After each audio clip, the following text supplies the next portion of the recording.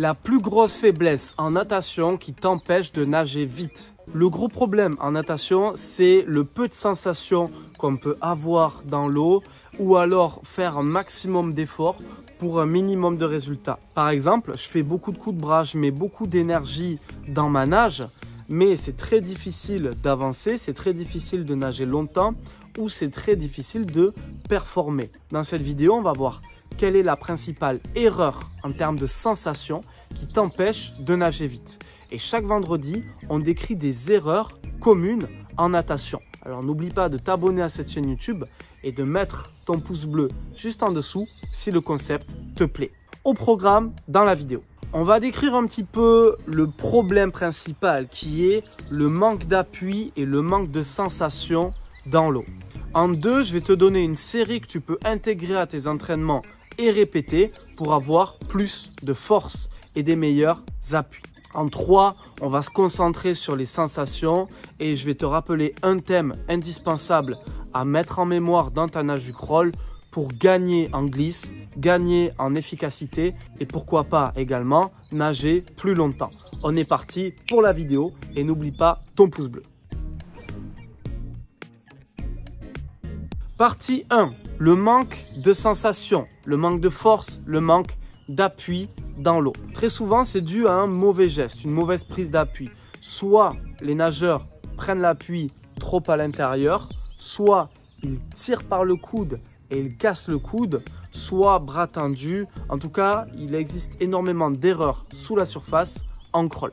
Cependant, plus globalement et sans parler de l'aspect technique, ce que tu dois sentir, c'est que tu bouges de l'eau, tu as de la force. Tu es capable de mettre ta main et ton avant-bras contre la surface.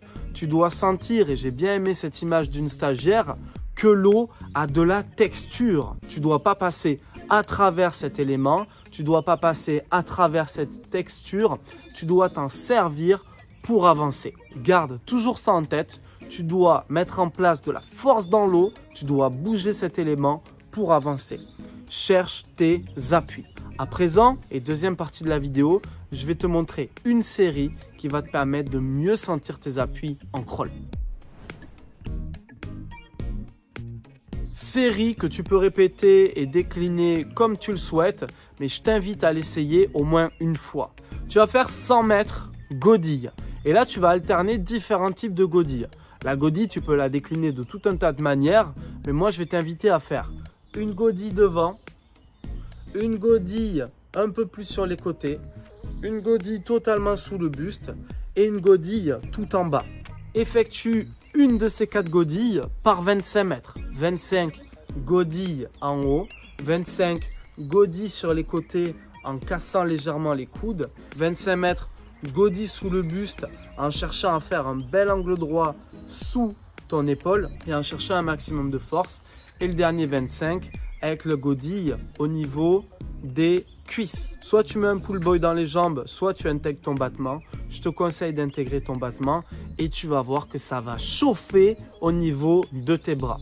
La répétition de cette série d'éducatifs va te permettre de gagner de la force dans l'eau, adapter cette force aux appuis aquatiques et mieux sentir les choses sur le crawl qui va venir juste après. Associe à cette série de godilles un prochain 100 mètres crawl bien nagé. Ça peut être 50 si tu as un niveau initiation. Donc on va faire godille 100 mètres crawl bien nagé, godille 100 mètres crawl bien nagé et tu intègres cette série à tes entraînements. Si tu veux retrouver d'autres séries comme celle-ci, n'oublie pas de t'abonner à cette chaîne YouTube. Maintenant, quelle est la sensation que tu dois ressentir? On voit ça dans la troisième partie. Troisième partie, effort glisse. Tu dois sentir que tu fais un bel effort sous l'eau avec ta prise d'appui, mais aussi que tu glisses de l'autre côté et que tu es capable de prolonger ton appui. Pendant ce temps, le deuxième bras prend de la hauteur. On a vu comment effectuer un beau trajet des bras hors de l'eau dans une de nos vidéos cette semaine. Alors n'hésite pas à la retrouver juste là-haut. Effort sous la surface, glisse devant. Pense toujours à ça. J'optimise mon effort. Je fais des exercices pour que ça devienne plus facile et que j'ai des meilleures sensations. Et j'optimise également la glisse qui va aller totalement avec notre effort. Prends le temps de sentir ces choses, optimise tes efforts, optimise ta glisse et tu pourras améliorer tes sensations dans l'eau. Jusqu'à la fin de ce week-end, tu as accès à mes 2 formations en promotion, les 2 meilleures formations que j'ai jamais créées depuis l'ouverture de cette chaîne YouTube.